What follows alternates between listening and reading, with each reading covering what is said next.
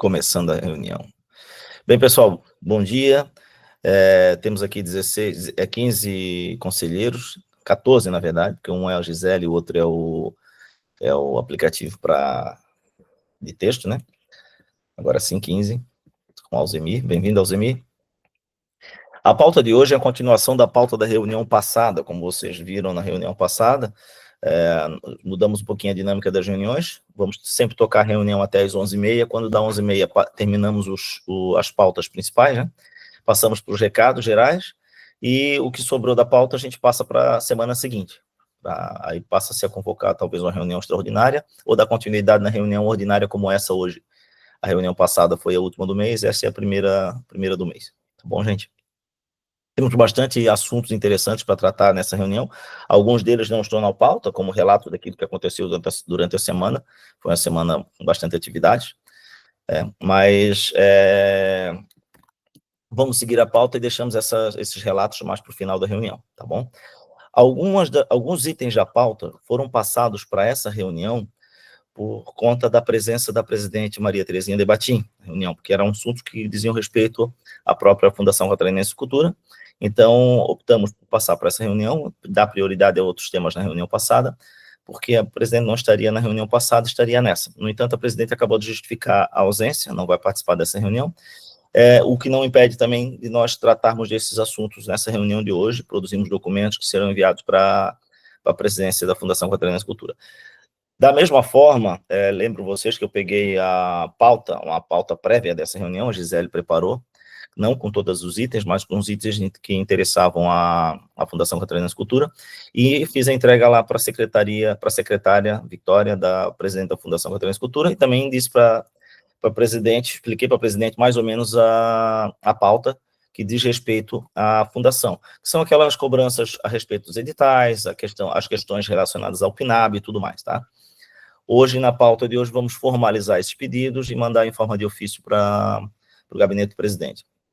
Outro compromisso que assumimos na reunião passada foi a formação de 5 comissões, tá? Que deveriam ser feitas ao longo da semana. Como eu não recebi notícia, eu acho que serão feitas nessa reunião, eu acho que são coisas muito rápidas, né? Que é a comissão relacionada ao PNAB, uma comissão para visita e análise das casas-teatros do Estado, e uma terceira comissão para analisar a eleição passada, a eleição de conselheiro passada, para ver se houve algum problema, para propor para a comissão eleitoral do próximo ano alterações que evitem qualquer possível problema que tenha acontecido. Então vamos criar essa comissão hoje também, para ir tratando já nos próximos meses, certo? Eu pergunto agora para a Gisele, se tem algum expediente, Gisele? Bom dia, conselheiros. Bom dia, presidente. Temos, sim, todos os expedientes foram, como de costume, né, enviados para todos os conselheiros. Deixa eu só pegar o destaque, vai para o convite.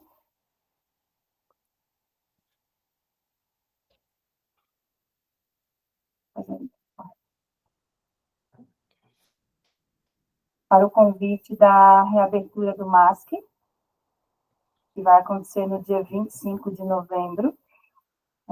Apenas fazendo um adendo, no dia 25 de novembro, no período da tarde, nós teremos reunião pós-entrega da medalha.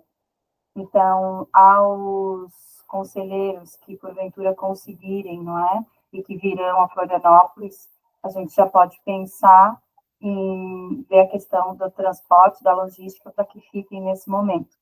Ainda não tem uma data, o convite veio apenas para que reservemos essa data, que é 25 de novembro.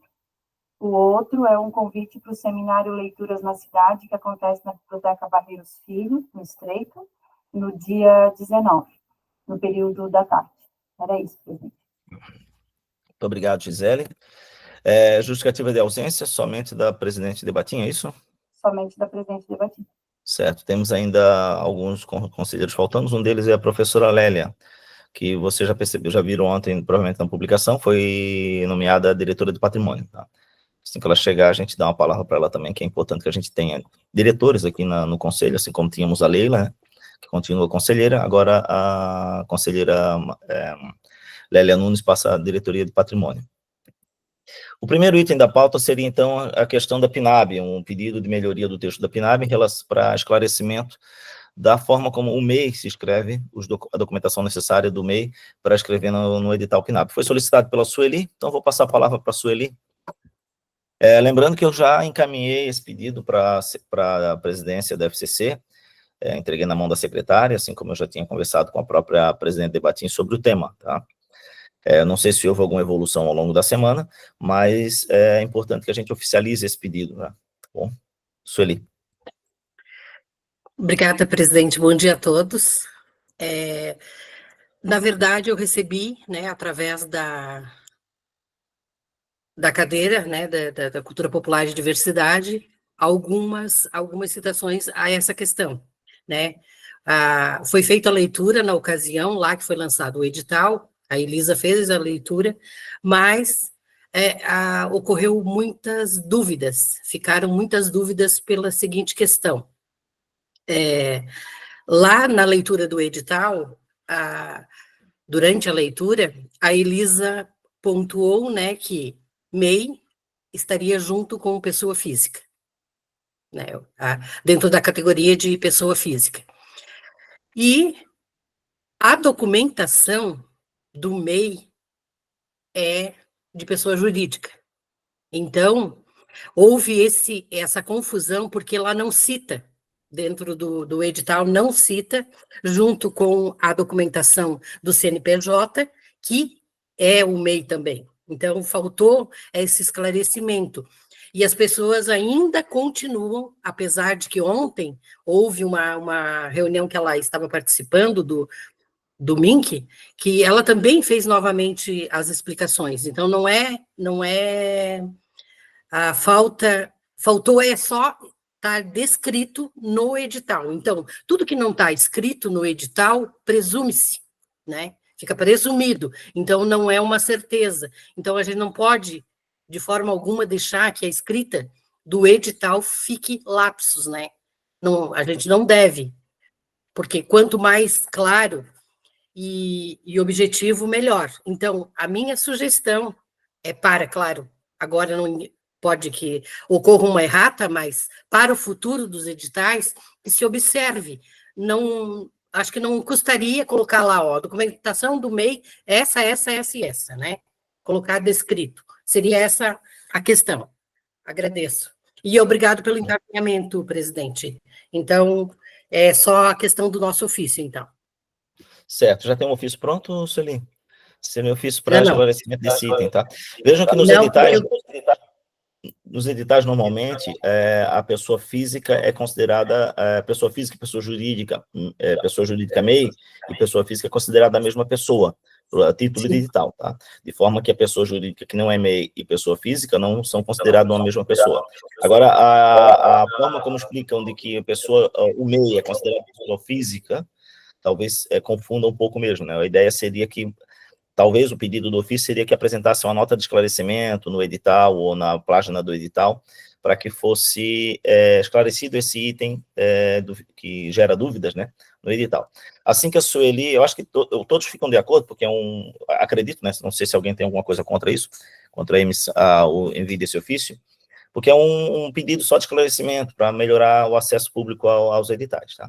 Assim que a senhora tiver a minuta eu vou passar a palavra para o Juliano, que imagino que é sobre esse tema. Assim que tiver a minuta do ofício, peço para a Sueli enviar para a Gisele vai formatar, vai ser encaminhado para a presidência da FCC, mas eu também já vou encaminhar direto para a Elisa, tá? Para que a Elisa já fique ciente previamente sobre o tema, tá? Na verdade, eu acho que ela já está ciente do tema, mas a gente oficializa, tá bom?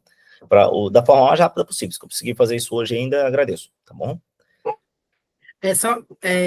Eu já falei com a Elisa, então ela está ciente.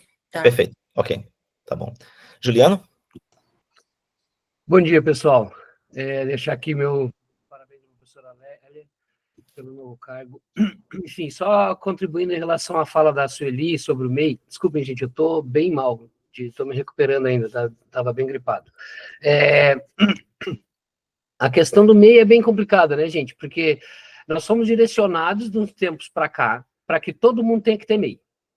né? Todo o movimento aí de organizações, tal, culturais, que direcionaram as pessoas que não queriam, que são autônomas, que sempre trabalharam por sua própria conta na arte, na cultura, tiveram que se direcionar para ter MEI. Aí agora querem dizer que o MEI não é mais CNPJ. Aí agora o CNPJ do MEI não vale como CNPJ. CNPJ do MEI é pessoa física. Não, peraí. Tem que se decidir, tem que ter uma coerência nesse caminho. Porque se a gente direcionou todo mundo para fazer CNPJ, aí agora o CNPJ, que era o caminho para as pessoas que não têm uma grande empresa, tal, não tem o tamanho de uma microempresa, aí fizeram MEI. Aí agora esse MEI aí não vale mais. Né? Então, estão tentando retroceder esse caminho que foi feito, que foi nos colocado não por vontade nossa, de muitos de nós, e aí agora isso retrocede. Então, eu queria só deixar dito isso, registrado, para que a gente encontre um denominador comum, um meio termo, um caminho que seja único, e que não fique a cada ano, a cada edital, tendo uma modificação ou uma leitura de quem foi que fez o edital, que seja uma coisa mais unificada e concreta, assim, né? Que fique claro para todo mundo o que é. MEI é o quê? Quando é que ele se encaixa? Como é que fica? É CNPJ, não é? Para que precisa do MEI, então? Enfim, né? Essas questões aí ficam no ar. Muito obrigado, Juliano. Juliano, eu aproveito para comentar o teu comentário, até por a experiência que a gente tem no edital Elizabethiana, a Gisele também tem essa experiência. O que acontecia nos editais é que uma pessoa se inscrevia como pessoa física e depois faziam outra inscrição de outro projeto como pessoa jurídica MEI. Entendeu? Então, era o nome da mesma pessoa escrevendo dois projetos, que não podem no edital. Então, na época do edital Elizabethiana, já levantávamos essa questão, dizendo, olha, o MEI vai ser, a inscrição do MEI vai ser considerado mesmo que inscrição de pessoa física, isso a título de inscrição. Mas a título de documento, o CNPJ, a documentação, tem que ser apresentada a documentação de pessoa jurídica, e as vantagens que se tem, por exemplo, no edital Elizabethiana, é que o MEI não tem o imposto de renda retido na fonte, por exemplo, além de todas as facilidades de emissão de nota, etc. Então, tem essa questão para facilitar. Provavelmente houve um erro de interpretação, ou talvez um erro na escrita do edital, para esclarecer esse item propriamente dito, né? Acho que com o ofício da Sueli isso deve esclarecer. Bom? Só deixar dito, Luiz Doutor, porque às vezes chega, daí tem as categorias, e aí categoriza o MEI diferente do CNPJ. Sim. Aí a gente fica na dúvida, tá, mas afinal de contas, a gente é CNPJ ou não é CNPJ, né? E aí fica sempre nesse limbo. Certo. E fica muito interpretativo, é melhor ter uma definição concreta nesse sentido. Tem que definir bem, e eu explico outra situação, acho que na lei Aldir Blanc, ou Paulo Gustavo, se eu não me engano, não sei qual das duas, muitos MEIs se inscreveram com 4 ou 5 agregados, como se fosse 4 ou 5 empregados. Legalmente, o MEI só pode ter um empregado. Então, esses projetos todos foram desclassificados nessa época. Então, faltou essa orientação, tá? Tem o Alzemir e tem a Sueli. Eu acho que a Sueli quer rebater, o Alzemir também quer falar sobre esse tema. Eu vou passar a palavra primeiro para o Alzemir, depois eu volto para a Sueli. Tá bom, Alzemir? Bom dia, colegas. Não, Luiz Nilton, já acho que já nas falas aí eu pensei que estava proibido de ter o MEI participar, mas não. O MEI, ele pode participar, desde que se diferencie, que não possa ter 2 inscrições, né? Que aí vincula a pessoa física, né? O CPF, né? Não, então para mim está claro, tá? Obrigado. Obrigado, Alzemir. Sueli? Respondendo ao Alzemir, essa vedação existe já no edital, Alzemir, que não pode a mesma pessoa responder ou pela pessoa física ou jurídica, né, ou MEI, então, no caso. Eu só quero, o Juliano fez eu lembrar de uma coisa, as categorias também estão fazendo muita confusão nesse edital da PENAB, porque o MEI, com relação ao MEI também, a categoria diz o seguinte, que MEI está na categoria 1, né, na categoria 1, e pessoa jurídica na 2, então, a documentação é da 2, que tem que se emitir, e participa da 1. Então, isso é que está gerando muita polêmica também, tá? Só para explicar melhor. Obrigada. Obrigado, Sueli. É preciso realmente esclarecimento, tá? Isso a gente já está sendo que precisa. E aí eu peço até para a Sueli, nesse ofício, detalhar essas informaçõezinhas, esses pontos, né? Para que na hora de corrigirem uma possível nota de esclarecimento no site da plataforma de inscrição, possam abordar esses itens todos, tá bom?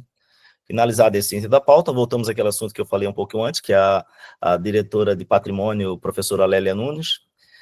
Parabenizar, o Conselho todo parabeniza a professora Lélia Nunes. Agora, é muito importante que a gente tenha uma diretora no Conselho Estadual de Cultura, tínhamos a Leila, agora a professora Lélia Nunes, que tem talento e conhece muito bem a diretoria de patrimônio, faz parte da Câmara de Patrimônio também, e que também já foi diretora de patrimônio durante algumas semanas no passado, e fez bastante trabalhos nesses poucos dias. Eu acho que raramente a gente encontra alguém que fez o que ela fez em 2 semanas na diretoria do patrimônio. Tá? Destravou alguns processos importantes, assim, né? Eu passo a palavra, então, para a professora Lélia, que se pronunciar. Tá bom, professora? Fique à vontade. Bom dia a todos. A surpresa, não era surpresa, evidente, e já vinha há muito tempo, né, a conversa, mas a surpresa é eu ter aceito mais esse desafio, e eu quero agradecer a presidente Terezinha e o governador a confiança que depositam, mas, sobretudo, nada pode ser feito sozinho, né? E contar com o apoio das entregas e no trabalho com o Conselho Estadual é extremamente importante, e quero agradecer muito todos os votos que eu estou recebendo desde ontem à noite, sobretudo dos senhores do Conselho todos, e alguns já vinham conversando comigo sobre a diretoria de patrimônio. E o grupo técnico é muito bom, somos poucos, já estou falando a palavra nós, porque tem que assumir junto, né? Não é um eus lá, nós temos um grupo pequeno, muito pequeno, mas muito bom de técnicos que carregam há muitos anos a diretoria de patrimônio, e temos, quando nós solicitamos via a Câmara de Patrimônio, o que tinha lá preso ainda para ser respondido, o que não tinha avançado, eu quero dizer que só não avançaram na área de patrimônio imaterial aqueles projetos que não foram terminados ou cujas respostas não dependiam apenas dessa diretoria em alguns momentos, e outros dependiam, sim, de atitudes. Hoje de manhã cedo conversava com uma diretora de uma casa, e ela dizia, só responder um ofício enviado em 4 de janeiro, e até hoje sem resposta, professora, já ao embargo das ações. E é verdade, na vida da gente também é assim. Nós recebemos um e-mail, uma mensagem, e naquela hora a gente passa por cima, porque está correndo, a vida da gente é sempre nesse corre-corre, e deixa lá parado. E, às vezes, nós cometemos uma imprudência em termos de gestão e de trabalho, que não é da pessoa diretora, né? E nem do fulano, do Beltrano, e nada, é de um Estado inteiro, porque nós trabalhamos a cultura do Estado, de todos os estados. E vocês me conhecem, todos conhecem minha posição também, política, né? Como eu digo sempre ao Alzemir, nós pensamos sempre igual ao Alzemir, mas cada um dentro das suas ideias. Mas quando nós sentamos na cadeira e do outro lado da mesa, não pode existir partido. O meu partido é a cultura do meu estado, e nesse momento é o patrimônio do meu estado. Vou estar sempre pronto a ouvir vocês e até receber os puxões de orelha, porque também faz parte. E baixar a cabeça e reconhecer que errou e dar o passo para frente para acertar, ou dar o passo para trás para buscar a solução. Problema nós estamos cheios, eu quero correr atrás de solução. E contar com vocês é o principal de tudo. Quero dizer hoje que quando eu trabalhei no parecer do tal salame, eu não fazia a menor ideia que eu já estava saindo dentro do Diário Oficial essa nomeação, e que eu custei muito, a presidente Debatim sabe disso, custei muito a aceitar, num primeiro momento, no segundo, no terceiro, porque eu sou muito apaixonada pelo patrimônio, mas tinha preocupação, continuo preocupada, e sei que é uma grande encrenca, mas quem não gosta de um bom desafio, a vida inteira foi assim. mas eu sabia também que você chega no momento da tua vida, ou tu assume ou tu não assume. E como disse o Luiz Newton, no governo da Daniela Rainer, eu fui surpreendida com 2 convites, ou eu assumia a presidência da FAPESC, oh meu Deus, que loucura seria aquilo, ou a diretoria de patrimônio. Optei pela diretoria de patrimônio e tive no Luiz Newton um parceiro muito grande de conversa, de buscar, de alertar, até de maior conhecimento. E ontem à noite, depois de eu receber a notícia, eu fui atrás do meu relatório que eu apresentei na saída de lá.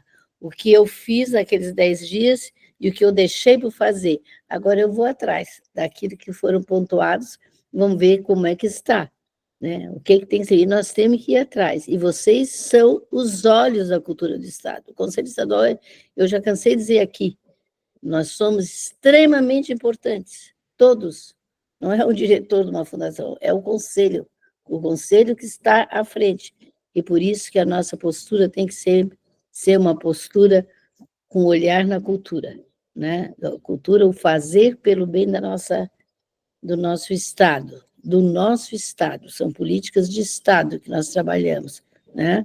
Os governos e as pessoas vão embora, mas o conselho, a instituição, fundação, continua na mão e temos que entregar sempre o melhor que a gente possa fazer. É o que eu pretendo.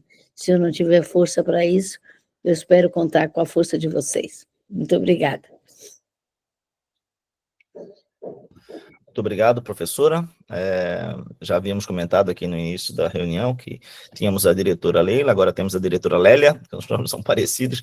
Ambas, a primeira foi diretora de patrimônio, agora continua conselheira, a professora Lélia, conselheira e diretora de patrimônio, tá bom? Conte com a gente para que for preciso, tá? Estamos todos aqui disponíveis para ajudar sempre, tá bom? Pode deixar que eu vou gritar. Isso, cuidado com os compromissos no conselho, porque eu sei que a diretoria é sempre corrida, é difícil assumir todos os compromissos juntos. Bom, seguimos aqui na pauta, então, o próximo item da pauta também trata sobre a PNAB, né? Incidência do imposto de renda na fonte, contraria o parecer da Advocacia Geral da União. Isso foi um pedido da Carolina, eu vou passar a palavra para a Carolina.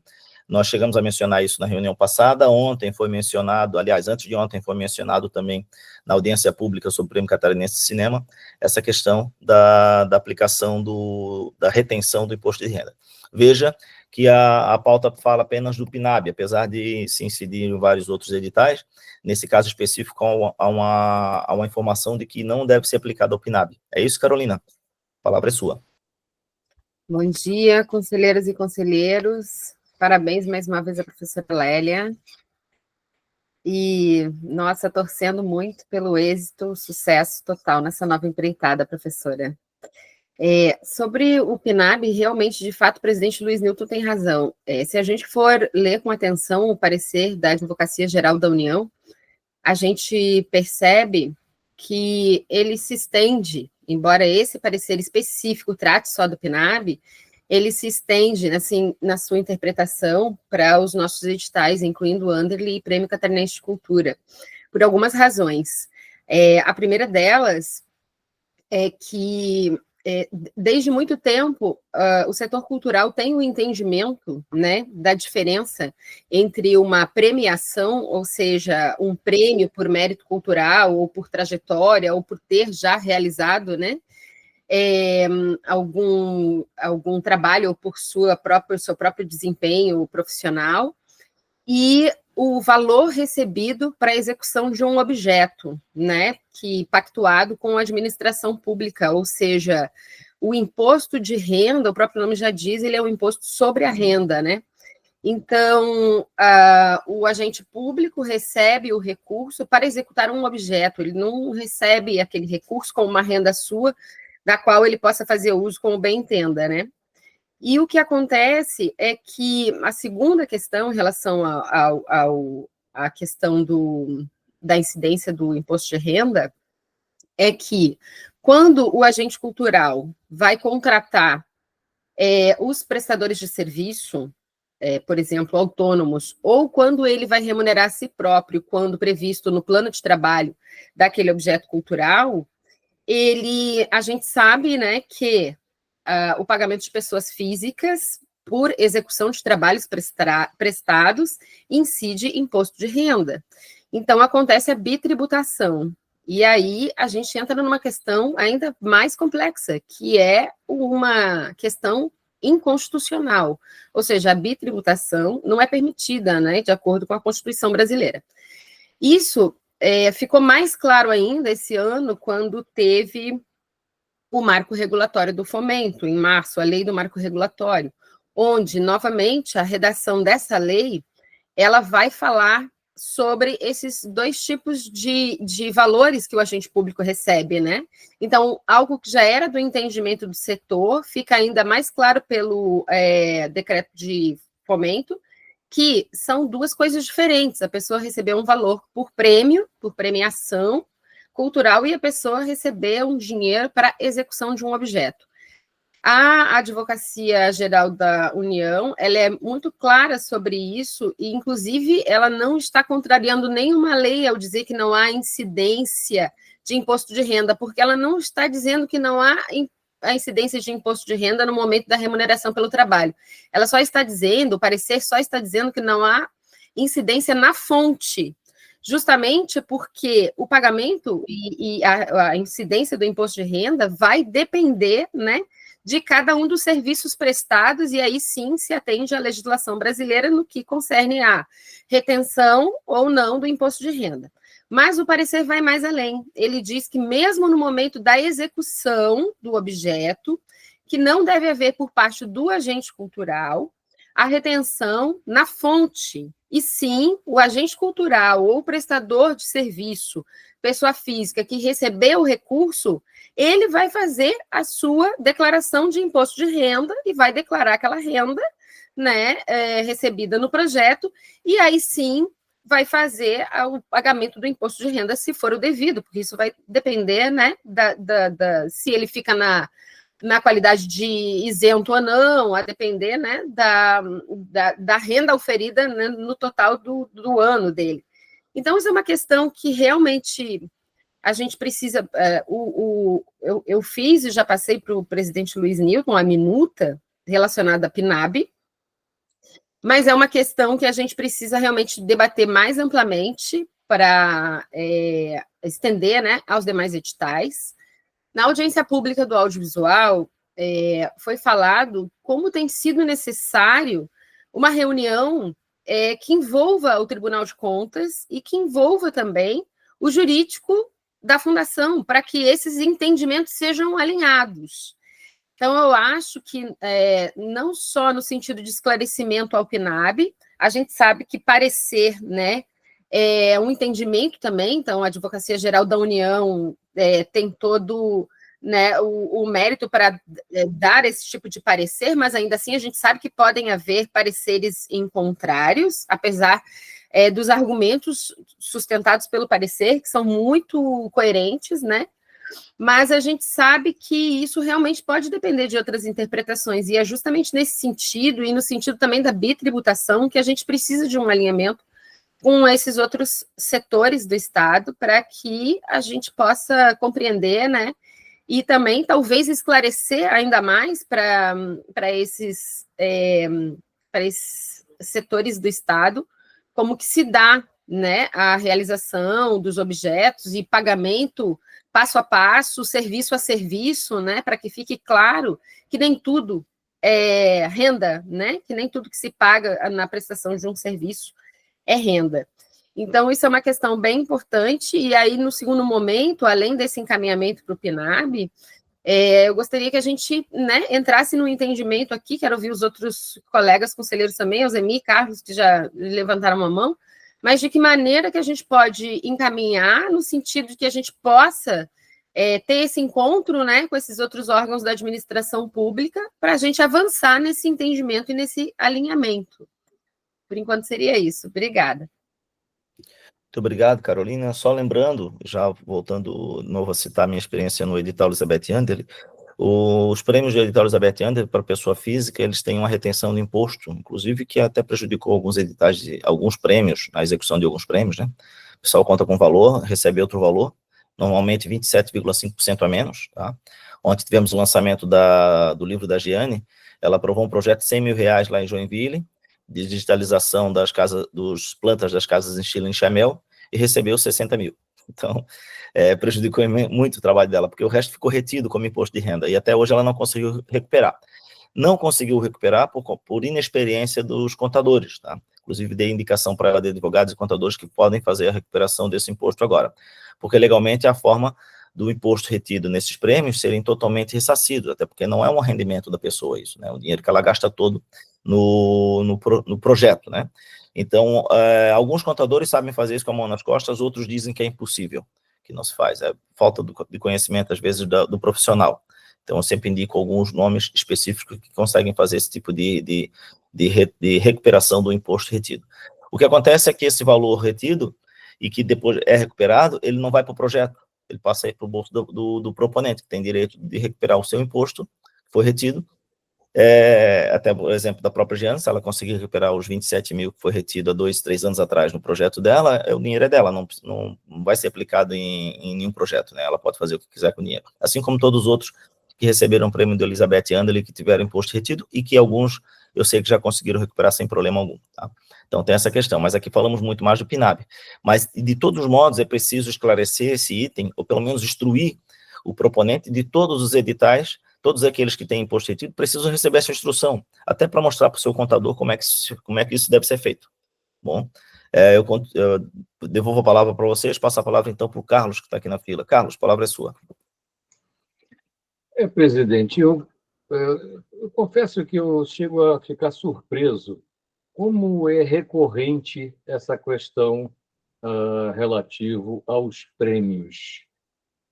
Até porque se criaram tantas nomenclaturas, um é prêmio, o outro é concurso, o outro é não sei o quê, quando, na verdade, todos tratam da mesma questão. Ou seja, é dinheiro público aplicado em projetos culturais. Tá? A forma, o nomenclatura, a gente pode até se debruçar depois, mas, em princípio, o que está em jogo é isso. E é impressionante como o MINC já se posicionou trocentas vezes com relação a isso, deixando claro qual é o parecer dele, pedindo, inclusive, seja a controladoria, seja os órgãos, os outros órgãos, de vez em quando ele pede para que esses órgãos se posicionem e emitam relatórios, pareceres e tudo mais. Aí dá uma acalmada por um pequeno momento, logo depois já volta a dúvida, já volta a coisa. Não, imposto de renda não, imposto de renda tem que ser tributado. Sabe, eu confesso que eu não consigo entender a lógica que está por trás disso, porque parece que é uma forma meio punitiva ao empreendedor cultural. Ou seja, o que está se querendo? Que o cara não faça mais projetos? É isso? Então, encerram-se os prêmios, encerram-se os editais, sabe? Ou se faz a coisa e vai até o final, seguindo a cartilha normal, já devidamente absorvida por todas as pessoas, e pronto. Então, juro que eu fico assim muito surpreso. Como esse negócio vai e volta, o mesmo tema sempre, sabe? Já deu. Isso já está claro, sabe? É preciso simplesmente normatizar isso aí, pôr em prática e pronto, acabou.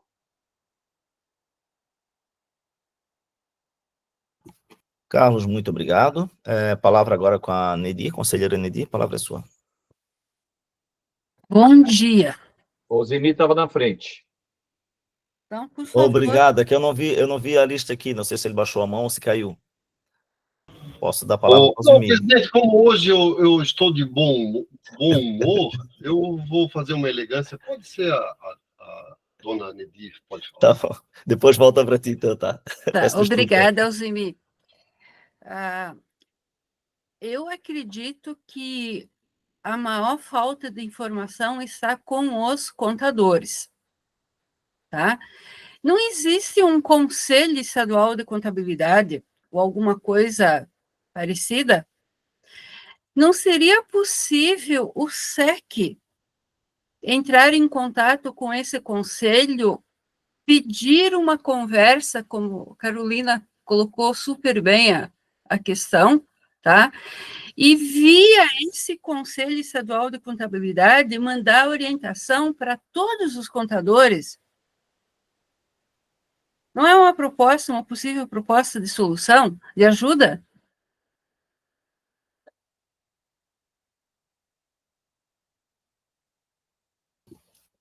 Muito obrigado, Nedir. A gente nunca sabe quando a Nedir termina de falar, a gente tem que esperar ela ficar quieta um pouquinho para saber se ela terminou de falar. Então, por isso, às vezes, eu posso dizer obrigado, Nedir, em cima da palavra dela, tá bom? Peço desculpa se acontecer isso, Nedir. Tá? Vejam que o item específico agora da pauta é o PNAB. A gente está estendendo a todos os editais. Foi eu até que fiz essa extensão a todos os editais, porque é uma necessidade de esclarecimento para todos os editais. Mas, especificamente, relativo ao PNAB, o que a Carolina sugere é que, uma vez que foi dado esse parecer, né, de não retenção do imposto no PNAB, que seja conversado com a FCC no sentido de não reterem esse tipo de imposto, né, para tentar fazer dessa forma, pelo menos no PNAB, né, isso. Eu acredito que seja essa a informação. Passa a palavra, então, como compromisso ao Alzemir, depois temos a Sueli e a Carolina. Alzemir. Presidente, infelizmente, existem algumas pessoas, né, não vou nominar, obviamente, pessoas que, em um determinado tempo da sua trajetória pública, tem aquilo que se chama ideia fixa. Ou seja, não muda. Já está o seu posicionamento, o seu entendimento, e pode chegar o maior jurista, pode chegar o Nobel de Economia, e não vai conseguir modificar. Então, são, infelizmente, algumas práticas, e que isso, com certeza, atrapalha e muito. Eu vou dar um exemplo de 2014. Acho que uma certa vez eu já falei isso, mas vou repetir. O caso é o mesmo. Estávamos eu e o Rosivaldo, eu era o técnico da FCC, o Rosivaldo era o outro analista, e no edital Anderle de 2014. Era prêmio. Nós dois tínhamos entendimento que não precisava os proponentes, que já de uma prática anterior, entregar relatório fiscal. É prêmio. Eu ganhei uma premiação, eu faço o que eu quiser. E ficou aqueles embates, aquelas discussões. O que é que aconteceu? Aquilo, isso que a Carolina levantou, nós fomos procurar um alinhamento. Ou seja, aquelas pessoas que depois iriam pegar aquele relatório de prestação de contas, né, o relatório técnico, e fazer o quê? A auditoria. Aí chamamos um representante do Tribunal de Contas, um representante, um auditor da Secretaria de Estado da Fazenda. E fizemos as argumentações, e tinham realmente gente na época da FCC contrário, tem que fazer o relatório, tem que entregar a nota fiscal, tem que dar 3 orçamentos, aquelas loucuras todas. Né? E os dois técnicos disseram o seguinte: não precisa, porque é prêmio, basta só o relatório técnico de execução da atividade proposta. Lamentavelmente, nos outros certames, isso veio à tona e foram lá e botaram o famoso relatório fiscal junto. Obviamente que todo mundo sabe que qualquer atividade de renda ou de premiação que você receba, tá? Você é prudente, você guardar esses documentos fiscais, tem uma questão de prudência apenas. Tanto que a Receita fala 5 anos, né? Que pode haver algum tipo de auditoria. Nenhum caso em 2014 foi auditado por situação desse tipo. Os demais eu não vou falar porque eu não participei. É isso, gente. Eu acho que precisa chamar a FCC, porque quem vai receber esse recurso e vai fazer o trâmite administrativo é a FCC. Chamar representante do Tribunal de Contas, e outras entidades para se acertarem, porque senão nós vamos ficar a vida inteira falando isso. E como a Carolina falou mesmo, a conselheira Carolina falou, parecer, não tem força de lei, né? Ele apenas instrumentaliza, pode ter também um parecer contrário, mas a partir do momento que diversas entidades, instituições, façam esse tipo de alinhamento em um acordo tácito, está resolvido. Eu também tenho o mesmo entendimento que, na fonte, não é necessário, não é obrigatório. O ajuste de contas daquilo que se torna renda é de cada um individualmente. Ele que vai dizer para a Receita depois que ele recebeu 10 mil reais numa prestação de serviços da produtora tal. É ele, pessoa física. Então, ocorre sim, está ocorrendo bitributação. Agora, tem um outro detalhe. Não sei, eu posso estar dizendo, não ter essa informação precisa. Está na hora também de algum proponente judicializar isso, tá? Porque, a partir do momento que tem uma decisão consolidada, abre-se jurisprudência, não se discute mais. Né? Então, tributou, então, a entidade, ou a pessoa física, no caso, seria o caso, entra com a judicialização, pronto. Obrigado. Obrigado, Azemir. Peço licença para fazer mais algumas colocações também, tem feito colocações por conta da experiência que se tem nos editais, né? Primeiro, uma observação importante é que os prêmios, né, edital Elizabeth Anderle, prêmio Catarinense de Cinema, quando eles são publicados apenas como edital número 68, 2023, coisas assim, não está escrito exatamente prêmio lá no documento edital, a gente chama de prêmio de forma geral, mas o documento é um edital como qualquer outro edital. Essa semana lá na audiência sobre o prêmio Catarinense de Cinema, questionaram por que não pedem a prestação de contas nas empresas que ganham um concurso para construir uma escola ou uma ponte. A empresa tem que apresentar só o objeto finalizado, não deve apresentar a nota fiscal de tudo que comprou. Então, foi um questionamento interessante para a gente refletir sobre isso. Mas eu também tive reunião com o Tribunal de Contas na FCC a respeito dos editais, e eles me foram bem claros dizendo que tem que prestar conta de até R$5 que se dê para alguém da sociedade civil executar um projeto, é preciso prestar conta em relação a isso. Não deve sair dinheiro público sem prestação de conta. Por outro lado, se vocês verificarem as lives que eu fazia em 2019 e 2020 sobre o edital Elizabeth Anderle, nas primeiras, eu esclarecia que o que era preciso realmente era só a entrega do objeto, relatório da execução, mostrando a fotografia do objeto, como é que foi feito, etc, etc. Em 2021, já começo a pedir a prestação de contas, solicitando essa prestação de contas já com orientação do próprio Tribunal de Contas, tá? Isso para dizer que, às vezes, o próprio FCC, os técnicos, né, eu fui técnico, não sou, aliás, fui cargo comissionado e coordenador de edital, mas os técnicos do FCC que coordenam editais, eles ficam um pouco entre a faca e a espada, né?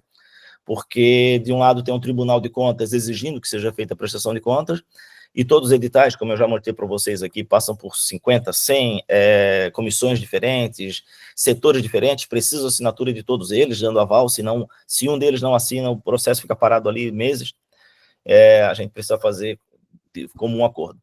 Isso para dizer para vocês que realmente é preciso envolver o Tribunal de Contas, o Ministério Público, para chegar num acordo para que seja retirada essa obrigatoriedade de prestação de contas e mesmo da retenção dos impostos que não deve ser aplicado, porque o imposto aplica-se naquilo que a gente tem como renda, não naquilo que vai ser gasto todo na execução do projeto. Não tem óbvio, não é lucro que o proponente teve quando recebe recurso e gasta todo no projeto. Ao mesmo tempo que acrescento mais uma informação importante que muita gente desconhece, sobretudo nos editais, que quando se contrata uma pessoa física, o contratante, proponente, vai pagar cerca de 20% do valor do contrato dessa pessoa física como um imposto patronal. Então, se um proponente contrata alguém para paga 10 mil reais para essa pessoa executar um serviço no seu projeto, e é uma pessoa física, o proponente ainda vai ter que pagar mais 2 mil reais de imposto patronal, que é devido pelo próprio proponente, não pelo contratado, pelo contratante, tá? Havia mais uma informação importante que eu lembrei. Em 2015, o Tribunal de Contas fez uma auditoria no edital em Jaraguá do Sul, e obrigou que os proponentes contemplados no edital devolvessem recursos, mesmo aqueles que, primeiro, aqueles que tiveram autorremuneração, né, pagaram para si para fazer algum papel no projeto, e até mesmo aqueles que contrataram a gráfica do primo para imprimir seu livro, ou contrataram a esposa para revisar o livro, a condenação foi que devolvessem o valor para o município. Tá? Isso está público, está online, eu li esse processo todo antes de começar a pedir prestação de contas no edital Elizabeth Ander.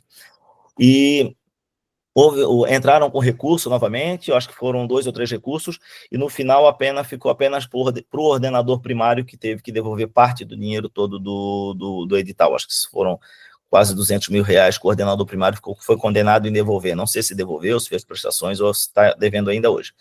Mas, em última instância, o ordenador primário, quem assina o documento final, é que tem que pagar quando não há prestação de contas ou quando o dinheiro foi mal gasto num edital como esse.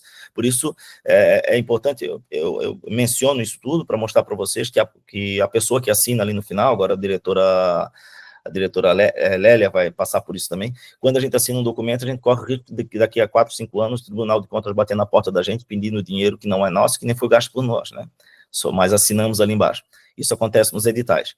Isso só pode ser resolvido mesmo juntando todas as entidades fiscalizadoras, né, para que a gente possa chegar num acordo, porque não adianta uma decisão unilateral que depois vai gerar consequências ruins para quem autorizou o edital. Tá bom? Peço desculpa pelo tempo que eu tomei, mas eu achei que é importante essas observações. Eu passo a palavra, então, para a Sueli, depois temos a Carolina e a Mariana. Sueli. Bom, concordo com os colegas aí, só em forma de contribuição.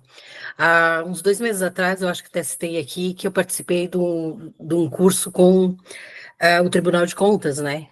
E nesse curso que eu fiz, foi um curso bem longo até, porque foram 4 dias bem puxados, citei essa questão. E lá eles têm um entendimento que eles até emitiram um parecer que é devido, né? Que a gente deve o imposto sobre o total do projeto, no caso, né?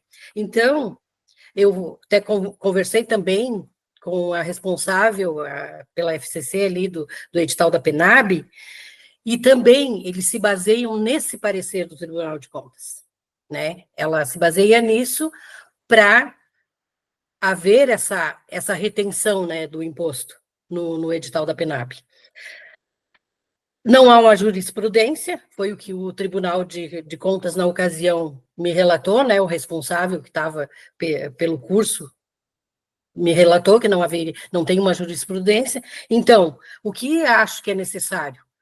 De repente, um projeto de lei, não sei, né, ou esse entendimento precisa, né, fazer um encaminhamento, então, para que tanto o Tribunal de Contas como os órgãos que deliberam sobre isso, né, se reúnam, a gente consiga fazer uma reunião e que a gente também esteja presente para questionar isso aí e tentar achar uma solução, né, para esse dilema, porque já é um dilema.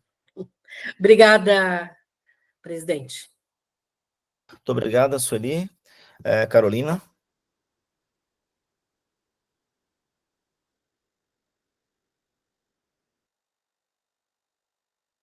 Está sem áudio. Respondendo à conselheira Nedi, eu acredito que um parecer do Conselho de Contabilidade estadual, nacional, eu acho que é muito bem-vindo. Mas ainda assim, né, ele teria essa função de parecer. De qualquer forma, a questão da contabilidade, ela envolve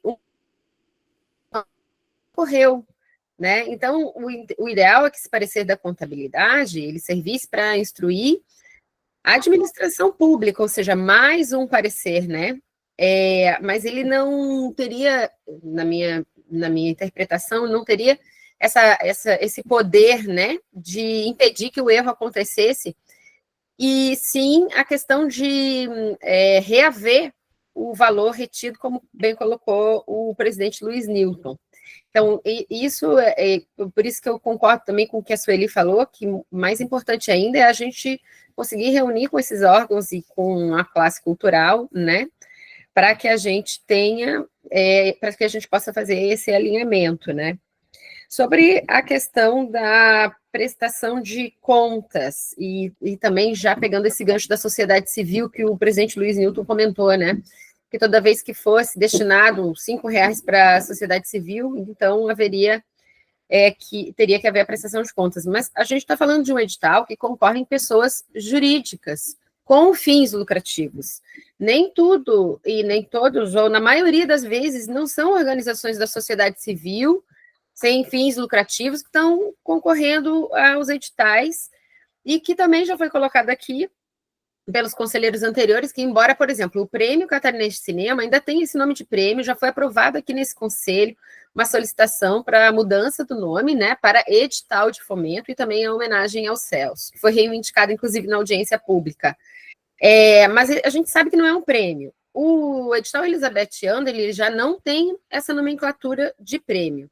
Mas, de qualquer forma, a lei, até hoje, uma das leis que regem tanto o Elizabeth Anderle como o Prêmio Catarinense de Cinema é a Lei de Licitações, que é a mesma lei que regem as outras licitações da administração pública. A única questão é ali, né, a natureza do objeto.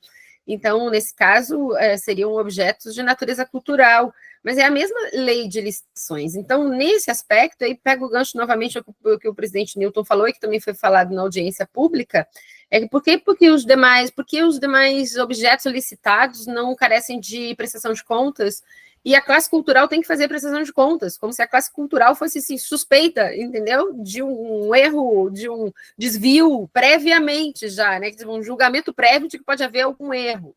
Então, isso realmente ativa a classe cultural, e a gente tem que entender de onde vem isso, e por que acontece isso, né? Que só a classe cultural, então, deve uma prestação de contas. A gente tem que lembrar também que já nos últimos editais que tem vindo recursos do governo federal, como, por exemplo, o PNAB anterior e Lei Paulo Gustavo, já tem vindo instruções no sentido de não haver essa prestação de contas. Então, e sim a entrega do objeto, né? Então, se a gente for ver o PNAB anterior, mesmo dentro da FCC, já não há a exigência de uma prestação de contas, e sim um relatório de execução, o que me parece bastante coerente. Da mesma forma, a Lei Paulo Gustavo, o município de Florianópolis e outros vários municípios do estado já não exigiram prestação de contas para a Lei Paulo Gustavo, e sim um relatório de execução.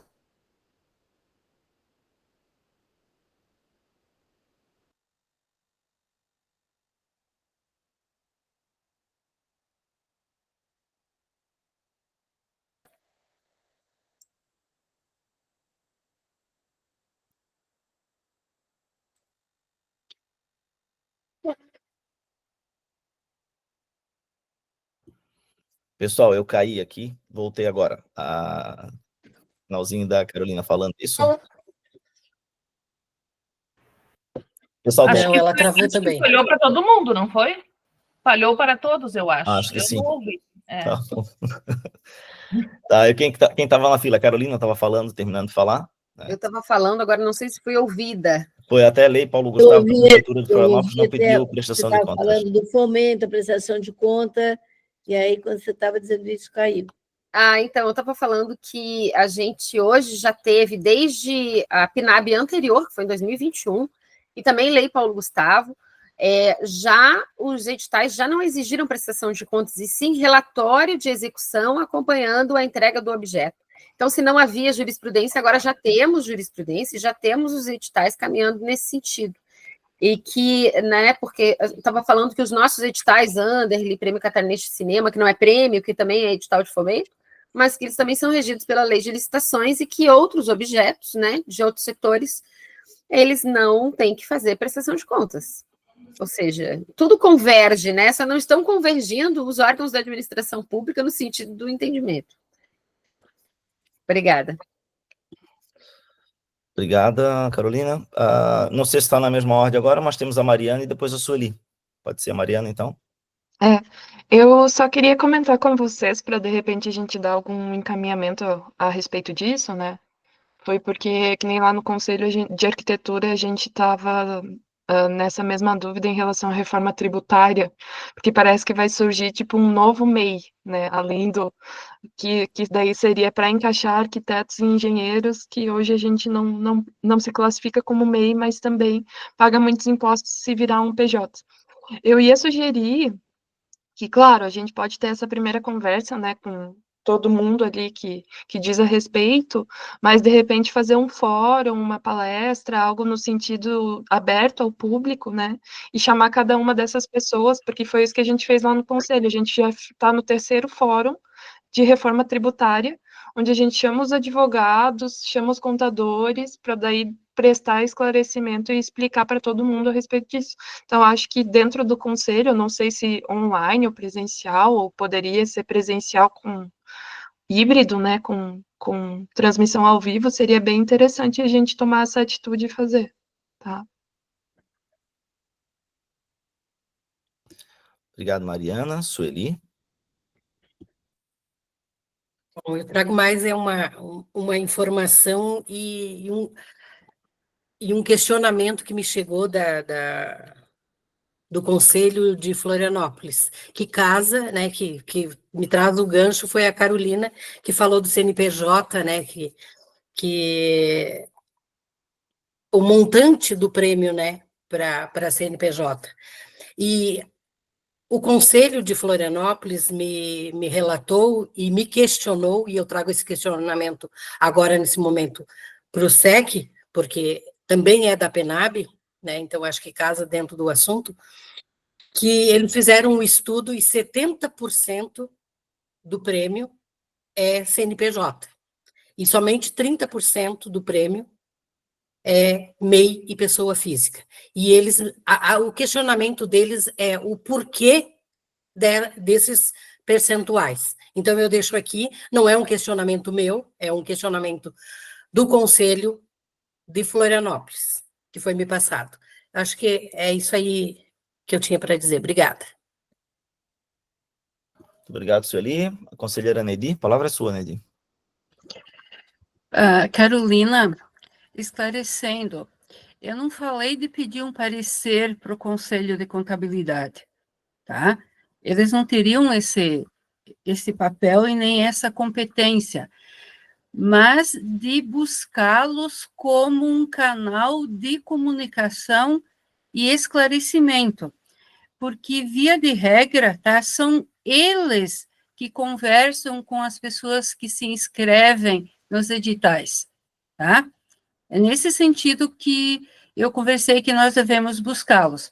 Das várias instituições que foram citadas ali, seria mais uma, porque eles são o canal direto que lida com o pessoal que se inscreve, né?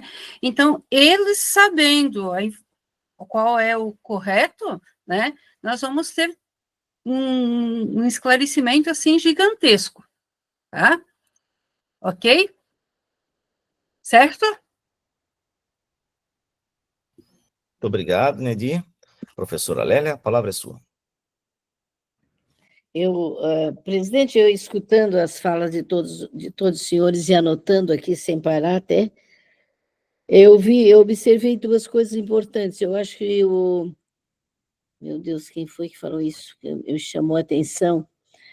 Uma sugestão que foi dada, foi a própria Sueli, agora no final. A Sueli falou uma coisa importante, que ela trouxe do que ela assistiu e o que é que a gente podia fazer. Nós estamos aqui discutindo, mas nós podíamos chegar a uma coisa bem objetiva, reunir essas pessoas, Carolina, que a Carolina levantou tantos fatos importantes e com tanta presteza, podia ser até uma moderadora de uma mesa dessa, por exemplo, por convidar o doutor Júlio Marcelino, da Secretaria de Estado da Fazenda, para tirar essas dúvidas, o presidente do Conselho Regional, desculpa, eu não vi que eu não tinha fechado aqui, o presidente do Conselho Regional de Contabilidade, ou o diretor, ou um deles,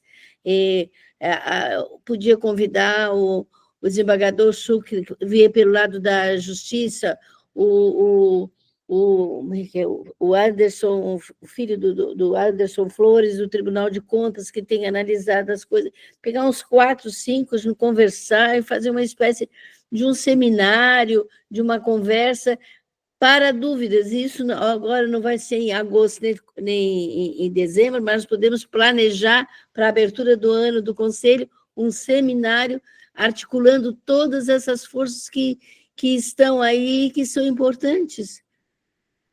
São importantes para o nosso entendimento. Você pode colocar a sua experiência, mas eles têm a resposta legal, tá? E em cada mesa, um dos senhores seriam os moderadores, porque conhecem. Eu achei algumas colocações aqui, e destaco realmente a Carolina pela lucidez como foi. Eu gostaria de saber, por exemplo, o que foi o resultado daquela audiência pública, qual é o encaminhamento que aqueles deputados vão dar. Mário Mota, Carminati, Marquito, seja lá mais quem tiver naquelas comissões, porque eu tenho observado em alguns momentos que a gente conversa, fala, pode mandar isso, a senhora pode mandar aquilo, e a gente vai mandando, e na ponta final o resultado não aparece. A gente fica... até estamos vivendo lá pela Academia Catarinense de Letras 2 situações exatamente dessa. Nesse meio tempo, o Salomão Ribas até morreu, já está enterrado, já vão fazer a saudade dele, e ele era uma das pessoas que estava na frente de um processo, e foi escutado vários e vários deputados, todos se posicionaram, e reuniram e conversaram. Quer dizer, nós perdemos o nosso tempo, que vamos lá, colocamos nossas dúvidas, mas não temos o resultado, a resposta. E a resposta tem que ser cobrada assim, cara a cara, e temos ali a presidente Terezinha, que com certeza vai conjugar forças também, e pode-se pensar é uma sugestão, claro, né? É uma sugestão, num seminário no início do ano que vem, já de cara para essas respostas, e com isso bem articulado, vocês melhor do que ninguém sabem, porque sente na pele isso tudo, tá? Muito obrigada, presidente. Muito obrigado, professora Lélia. Passo a palavra para a Chíbia.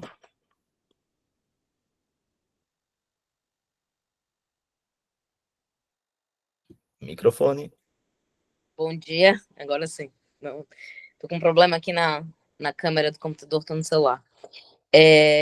Aproveitando essa ideia, até queria perguntar para o André se teria algum caminho via Congesc, via FECAM, porque a gente tem a EGEM, a escola, né, que fornece esses cursos, principalmente para para gestões municipais, né? Eu acho que o seminário ele é muito interessante, mas a gente precisa, de alguma forma, chegar nos contadores dos municípios, né?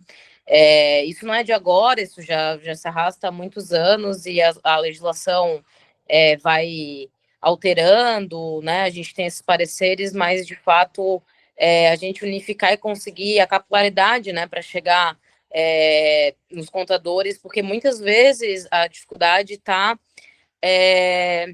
do gestor não ter esse corpo técnico dentro do seu quadro, pertencer, né, a uma outra secretaria, a Secretaria de Fazenda, a Controladoria, e não se tem esse quadro técnico que entende do objeto cultural, né?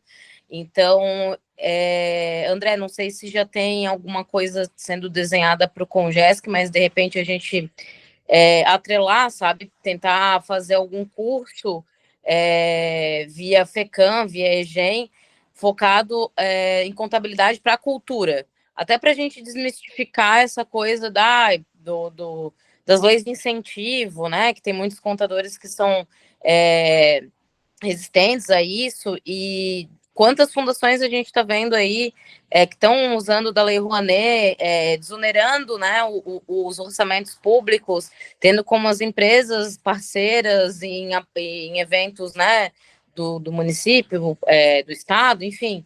eu acho que é uma forma de a gente ganhar um pouco mais de corpo e realmente chegar em quem não tem esse conhecimento, né? Porque aquilo, se a pessoa não tem conhecimento, é mais fácil ela dizer que não. Ah, não vou fazer, meu CPF que vai ficar na reta, né? A gente sabe como é que é.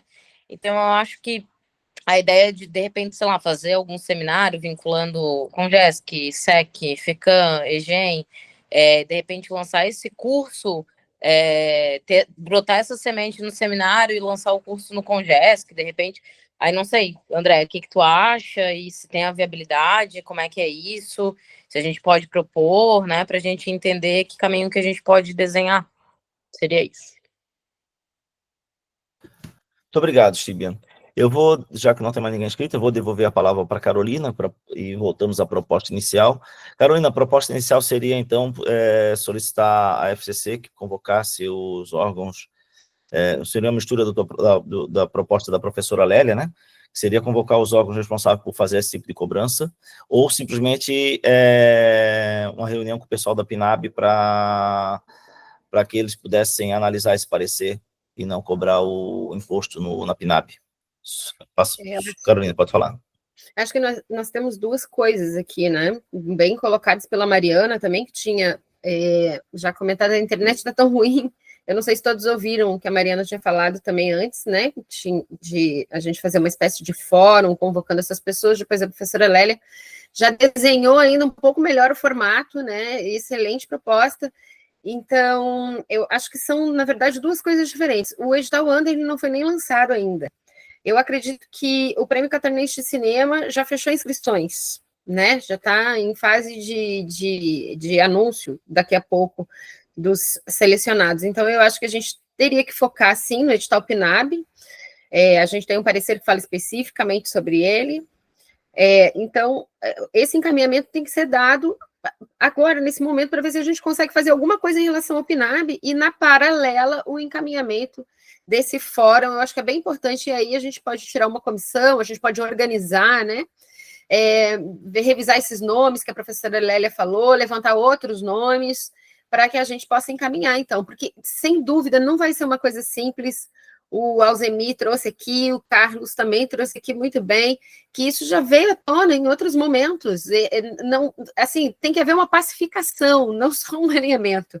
Então, a gente vai, de fato, precisar abrir o debate, a gente vai precisar realmente se aprofundar um pouco mais, com a presença da classe cultural, com a presença de contadores, também muito bem colocado pela Nedi, a importância de trazê-los também, porque, então, eu acho que são dois encaminhamentos diferentes. Esse agora, em relação ao PNAB, a gente pode deixar ele nesses termos, e o segundo, porque não adianta a gente fazer um encaminhamento à presidência da FCC, falando da questão dos problemas que também dizem respeito aos demais editais. Isso não vai responder. Eu acho que a gente tem que, inclusive, colaborar, né, com a Fundação Catarinense de Cultura, no sentido de ela também obter esse alinhamento e essa pacificação, porque, na verdade, ela vai executar, mas não tem sido a FCC que tem decidido sobre isso.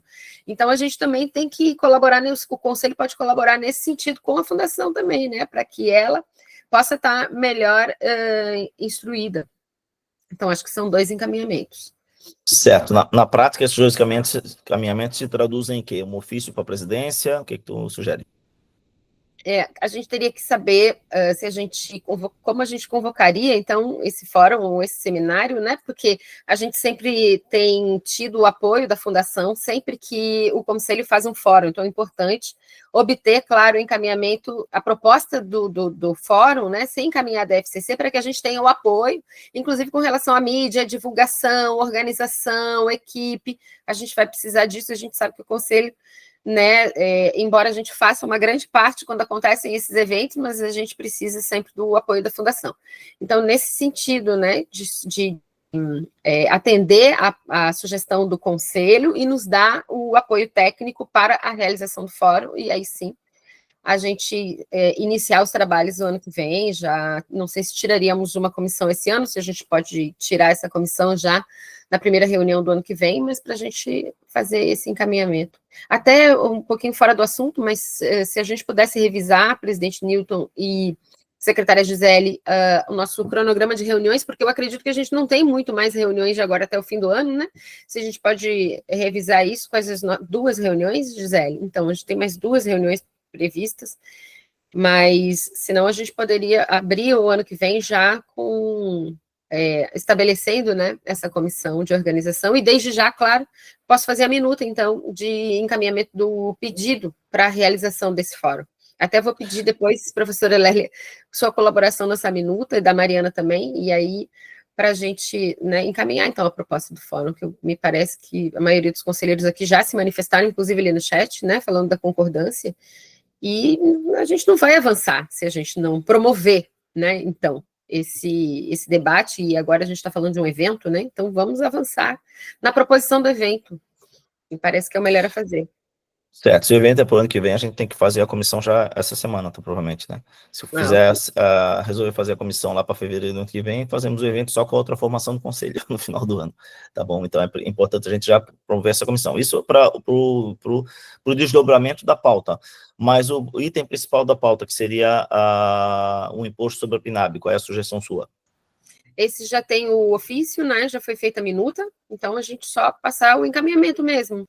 Posso colocar ali no grupo nosso grupo do SEC, a minuta já está com o presidente Nilton, mas vou passar então ali no SEC para que a secretária Gisele, se bem que a secretária Gisele prefere sempre por e-mail, né, secretária? Então eu vou enviar por e-mail para o conselho, mas também ali no grupo do SEC, a minuta que já está feita, né? Só se alguém quiser fazer ainda alguma observação final, e se não houver, aí eu já encaminho, então, para o e-mail do SEC, para que seja encaminhada a fundação a respeito da PNAB, né? Especificamente. E o outro ofício, aí a gente constrói, então, até a próxima reunião, o ofício, para que seja também feita o pedido, então, desse evento, né? Certo, então já temos, esse item já está apaziguado, né? Temos, então, 4 comissões para serem formadas nessa reunião, tá? Então, eu vou sugerir que essas comissões sejam formadas depois do intervalo. Vamos passar mais ainda 2 itens da pauta, fora o Conselho de Cultura com a Sueli e Cruz de Souza, Memória e Vida com a Nedi, e depois partimos para o intervalo de 15 minutos. No regresso do intervalo, a gente faz a nomeação dessas 4 comissões. Tá? Aí eu apresento o item de cada uma das comissões, as pessoas se oferecem, forma-se a comissão, participa para a seguinte comissão. Antes de terminar esse item da pauta, eu vou passar a palavra para o André, que está esperando já bastante tempo. André, fica à vontade. Bom dia, presidente, bom dia aos demais conselheiros. Me ouvem bem?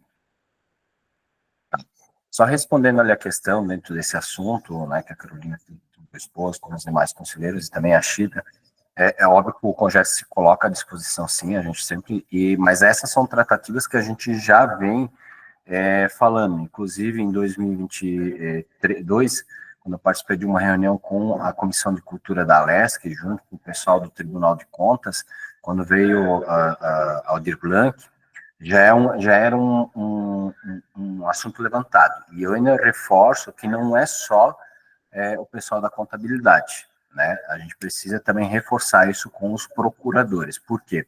Dentro dos municípios agora que precisam implementar, que gera toda essa questão, que foi levantada aqui, questão do Estado, mas eu vou falar como gestor de cultura, dentro dos municípios, vários municípios têm problemas com seus procuradores e o pessoal do contábil, do entendimento de qual é a regra para seguir. Por mais que o Ministério da Cultura lançou, que na verdade são mais, fugiu o nome agora, não é decreto, mas são, fugiu o nome, mas ele acaba instruções normativas e às vezes os procuradores não entendem que isso é uma regra, né? É uma instrução normativa ou uma instrução somente. E eles seguem muito a questão das leis de licitação, seguem muito a questão do dia do beabá, digamos. Então, assim, esse é um problema que a gente vem. Eu me lembro ainda quando o presidente da Fundação era o Edinho, a gente teve uma reunião já com ele. A ideia era de formar uma reunião com a comissão da parte contábil, e isso depois acabou também não acontecendo, né? Então, acho que nós temos, a gente pode dar um encaminhamento pelo CONGES, pela FECAM também. Aqui eu vou falar um pouco da associação da ANVE. A gente tem o conselho aqui dos contadores, a gente já conseguiu fazer uma reunião e ajudou bastante, mas isso é uma questão mais centralizada aqui. Mas eu volto a essa provocação. A gente precisa, além dos contadores, a gente precisa também ter esse contato com os procuradores, porque há muito embate, porque o contador ou o pessoal de licitação passa para a procuradoria e lá é onde tem o maior do entrave. É eles que vão falar se recolhe, se não recolhe e assim por diante, porque o contador vai fazer o entendimento, mas geralmente vem da procuradoria. Então, eu novamente ressalto isso, que são duas situações, procuradores, né, e pessoal contábil. E talvez seja importante o mesmo ofício para a presidência da FCC, faça esse ofício também para o Congés Fecano, que a gente possa, então, dar andamento por lá também. Tá bom, muito obrigado, André. E o Tribunal de Contas também, aqueles que exigem que seja cobrado prestação de contas, impostos, essas coisas todas. Tá até me chama a atenção, presidente Luiz e demais conselheiros, quando a gente fez a reunião pela Comissão de Cultura da Leste, o próprio representante do Tribunal de Contas, que estava lá naquele momento, por dois momentos, na época também a Bia estava presente, né, nessa reunião, o próprio representante do Tribunal de Contas falou, se vem do Ministério, a gente não opina. E aí, o que aconteceu depois? Tribunal de Contas cobrando municípios o recolhimento. Então, foi uma situação que não houve um entendimento. Se dentro da reunião que a gente teve, o próprio representante falou que se veio instrução normativa, eles vão atender, e depois o próprio Tribunal de Contas cobrando alguns municípios o porquê que não foi cobrada a redução. Então, acabou dando um choque. A gente, na época, pelo Congés que a gente fez, também um documento endereçado ao Tribunal de Contas,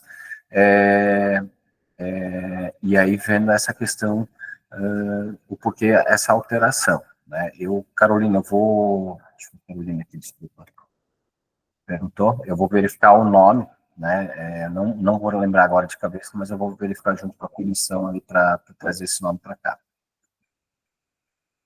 Perfeito, André. Muito obrigado aí pela colaboração de todos nessa pauta. Acho que fica acertado assim, né, Carolina? E passamos agora para o segundo item da pauta. Deixa eu abrir aqui a pauta que já está. Seria o Fórum do Conselho de Cultura, pedido da Sueli, foi uma ideia da ex-conselheira Bia Mata, né? E agora passo a palavra para a Sueli, para a gente saber como é que vai ficar isso. É verdade. Bom, como o presidente já mencionou, quem nos trouxe, né, foi a ex-conselheira Bia, essa questão dos fóruns dos conselhos, ela até marcou uma data, né, que está no nosso calendário. Eu gostaria de saber da Gisele a que passos estamos, né, se já tem alguma coisa organizada ou não. Então, é mais um pedido de informação sobre esse evento, porque não foi mencionado mais aqui, né, nas nossas reuniões. Eu acredito que não há uma organização, assim, maior para esse evento, né.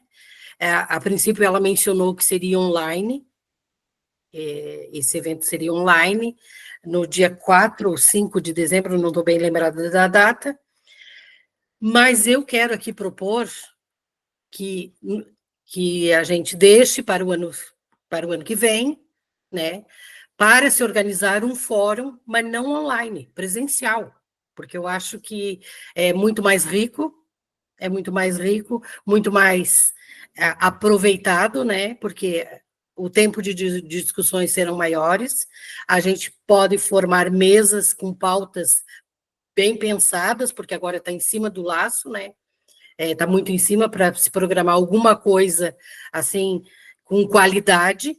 Então, eu tenho essa preocupação, né?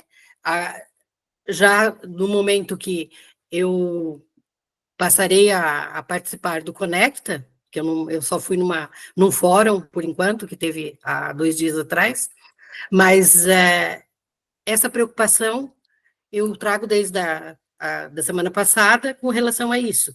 Então, para se ter um evento de qualidade, precisamos de tempo de organização. Então, é essa a minha sugestão, que passo a apreciação dos conselheiros, né, para que se deixe para o ano seguinte, né, que a gente se organize e faça presencialmente. Perfeito, isso, Sueli, presidente. obrigado. Eu acho que é o seguinte, eu acho que se ninguém se opor, a gente pode fazer isso mesmo, acho até prudente. E se alguém se opor, pode assumir também para realizar o evento esse ano ainda, tá? Mas acredito que o ideal, que o mais prudente realmente seria aguardar para o ano que vem, para organizar com mais tempo, de forma mais adequada, tá bom? Se todos estiverem de acordo, fica aprovado isso então, né, para a Sueli. Bom, tudo bem assim, Sueli? Ok. Depois, do ano que vem, criamos mais uma comissão para organizar isso. Mais 7 comissões, 8 comissões. Vou passar a palavra, então, agora para a Nedir. A Nedir tem um comentário a fazer, na verdade, uma pauta, né? Que já está... Que é a questão das homenagens ao Cruz de Souza. A internet, que para mim caiu, voltou agora. Eu passo a palavra, então, para a Nedir. Fique à vontade, Nedir. Fazendo parte da questão da medalha e diploma Cruz de Souza, que a evolução do que nós tínhamos no ano passado para esse ano é muito grande, mas ainda não é o que precisa ser, e o que precisa ser depende da ajuda da fundação, tá? Eu fiquei pensando, Cruz de Souza é muito mais um nome em Santa Catarina do que um ser humano, do que um cidadão. Tá? Acho que pelo que ele é mundialmente, o que ele é para Santa Catarina, precisaria um esforço para que a memória dele, a história dele, tivesse um espaço próprio. Palácio Cruz de Souza, mas o Palácio Cruz de Souza não é Cruz de Souza. Entende? Então, eu propus para que a medalha fosse vista uma plataforma onde os inscritos já teriam aquilo que foi apresentado como para concorrer à medalha, já fosse guardado, né, para ser pesquisado ali. Mas acho que isso tem que ser mais. É preciso que a gente pense em alguma coisa para Cruz de Souza. Ele merece. Né? A Alzemi me comunicou que na biblioteca pública tem Memórias de Cruz de Souza, né? Tem a Casa da Literatura Cruz de Souza, que foi lembrada nessa conversa que a gente teve na Câmara no grupo de trabalho Cruz de Souza. Eu estou aqui no interior do interior do interior de Santa Catarina, tá? Se eu quisesse conhecer Cruz de Souza, onde eu vou? Se eu vou a Florianópolis, entende? Eu quiser conhecer o Cruz de Souza e não o Palácio Cruz de Souza, onde eu vou? Vocês entendem a minha colocação? Eu vejo assim que Cruz de Souza é um nome, como se fosse até uma marca. Mas eu queria ver o Cruz de Souza, suas memórias, sua vida, entende? A questão da abolição acessível e conhecida por todos. Isso é uma reflexão que eu faço. Uma reflexão que eu deixo com vocês para que a gente possa pensar nisso, né? Pensando, são duas propostas que podem andar juntas. A questão da plataforma ou outra forma ali que eu não sou especialista para saber, mas onde a inscrição para o Cruz de Souza signifique garantia de registro e de acesso público. Né? Porque, gente, nós poderíamos ter votado em muito mais pessoas do que aquelas que nós votamos. Elas merecem ser reconhecidas. Se elas não ganham o prêmio, ao menos a história delas, o trabalho delas pode ser acessado. Já é uma forma de resgate na nossa história. E junto com isso, principalmente, entende? A divulgação da vida do ser humano, do cidadão, do próprio Cruz e Souza. Porque quando a gente escuta falar de Cruz e Souza, via de regra vem Palácio Cruz e Souza, né? Então, assim, ó, são questionamentos de quem está muito longe de Florianópolis, mas é assim como eu percebo as coisas, da onde eu estou aqui.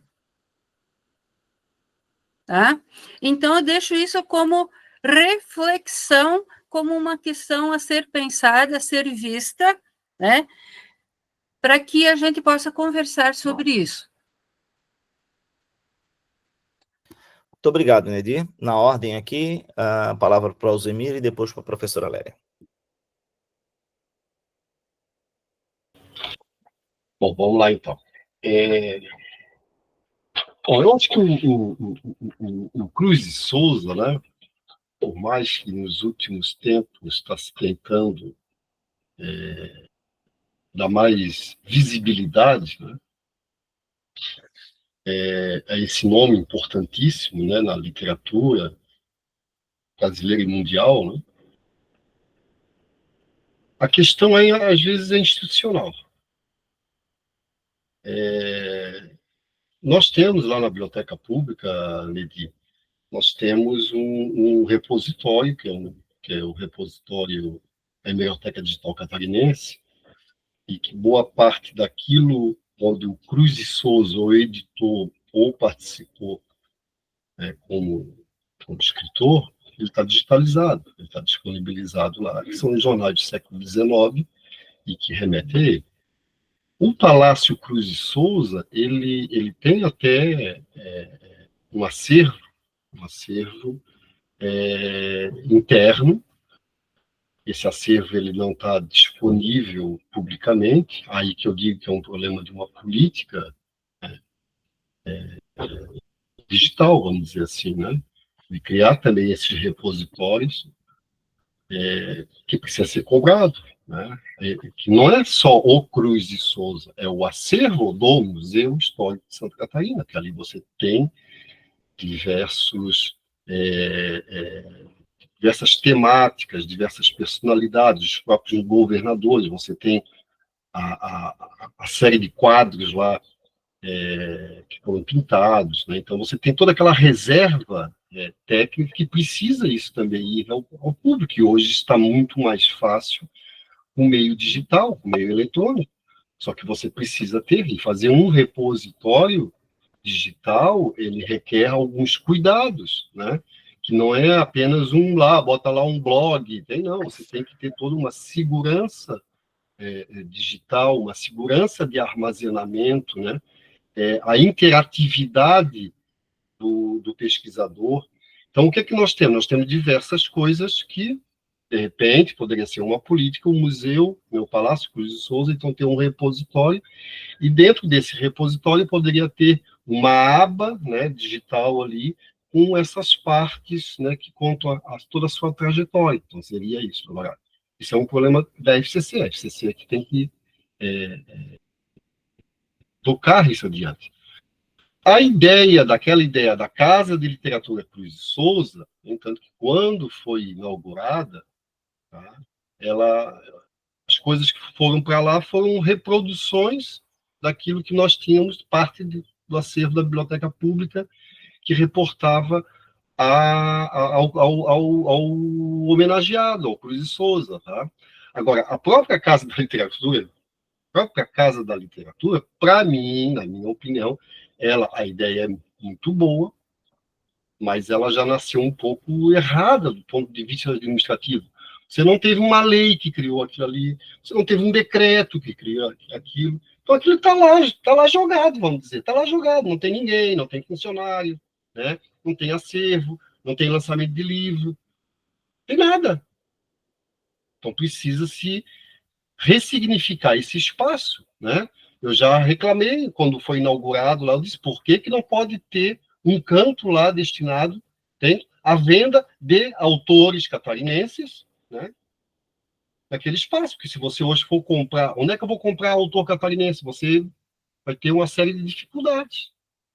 Então, aquela casa deveria ser, né, um local onde pudesse dar essa visibilidade, que pudesse fazer essa circulação do próprio autor catarinense. Então, de tantos outros, o Cruz de Souza é apenas mais um, mas que deveria ser mais identificado. Realmente, a cidade, o estado de Santa Catarina, não só Florianópolis, né, ele poderia dar mais significados, né, a esse importante cidadão, esse importante escritor catarinense. E que eu digo mais, não só por uma questão também da literatura, mas também por toda a sua trajetória, né, a questão abolicionista, né, esse engajamento, e até mesmo o distrato da sociedade, né, em torno dele. Então, lamentavelmente, nós temos que dar ênfase realmente. Agora, a FCC ela tem que ser a executora disso. Obrigado, Alzemir. Passo a palavra, então, professora Lélia. Parece que sobrou para mim. Mas a verdade é que quando... eles já começaram as encrencas. Ainda nem sentei na cadeira, Alzemir. Mas deixa eu dizer, quando foi inaugurada aquela casa, eu vou praticamente repetir o que o Alzemir disse, porque a briga dele foi igual à minha. Quando foi inaugurada aquela casa, Edinho Lemos enfeitou aquilo tudo, engraçadinho, bonitinho, botou uma moça muito bonitinha lá para cuidar, o nome até é bem engraçadinho, o nome da moça, o nome desses bem modernos, eu fui toda... Priscila. Priscila. Eu disse, opa, temos novidade. Corri lá, imagina, uma casa para o escritor, livro e tal. E coincidiu que nós estávamos com aquele projeto 350 anos de Florianópolis, e eu fui até lá, até para dar uma entrevista. Começamos uma conversa com aquele menino, Alexandre Mendonça, lá naquele espaço. Aí, qual não foi a minha surpresa, que não era nada daquilo que eu imaginava? Não tinha, no térreo que eu imaginava, um ponto de venda para o autor catarinense, porque a academia, qualquer um de vocês forem lá, eu vou dar livro para vocês. Livros que foram publicados com recurso público e que a academia fica com uma cota para fazer exatamente isso, porque o resto é entregue e distribuído. Tá. Cheguei lá, olha que bom, olha, escuta que tal, vamos trazer os livros para doar, ou quem sabe quer fazer um ponto de livro? Não sei, vamos ver. Aí eu fui mexendo em tudo. Então, o que eu achava, Nedi? Exatamente o que a Nedi disse. Porque, Nedi, o Cruz de Souza é patrono da cadeira 15 da Academia Catarinense de Letras. Se um dia tu quiser fazer uma pesquisa, nós temos um arquivo inteiro dedicado ao Cruz de Souza, com documentos, todos, a maioria, como bem disse o Alzemir, e veio com uns documentos reunidos pelos acadêmicos, e outros até cópia do que já existente na guarda da Biblioteca Pública. E lá no Palácio de Souza, não vou repetir, ele já disse, também temos material, e o Instituto Histórico tem pouco, porque está mais ligado ao setor, se não me engano, aí o Luizinho pode me ajudar, que é exatamente a parte do abolicionismo, né? Posições nesse sentido, lá nós vamos encontrar ali, mas não é tanto quanto tem a academia, quanto tem o palácio, quanto tem a nossa biblioteca, e talvez deva ter por aí muita coisa dispersa. Mas aquela casa, no outro lado da praça, que é uma teteia, é linda aquela casa. Ela podia, como tem lá em Alagoas, a casa do Jorge de Lima, porque aquele que fez aquele poema maravilhoso, quem não conhece nada, nega fulô, né? Porque nós não vamos fazer ali, lá é o Palácio Cruz de Souza, que leva o nome que homenageia, aqui é a casa do escritor Cruz de Souza, uma sala para esse acervo. Eu lembrei aqui agora, quando a Nedi estava falando da Casa do Tempo, lá na Ilha do Corvo, quando entrei naquela casa, será que eu vou encontrar naquele buraquinho ali, onde moram 400 almas vivas, né? Encontrei uma sala com alta tecnologia, vai ao tempo, bota o som, tu vê a voz do escritor, do Pablo Neruda, cujo editor era da Ilha do Corvo, então vai encontrando um monte de coisa. Aquela casa, se a fundação, tenho certeza, e isso pode estar lá na diretoria de patrimônio, avançar com essa ideia de ter o espaço na alta tecnologia. Nós não precisamos de estar aqui com a gente cheio de prateleira com livro.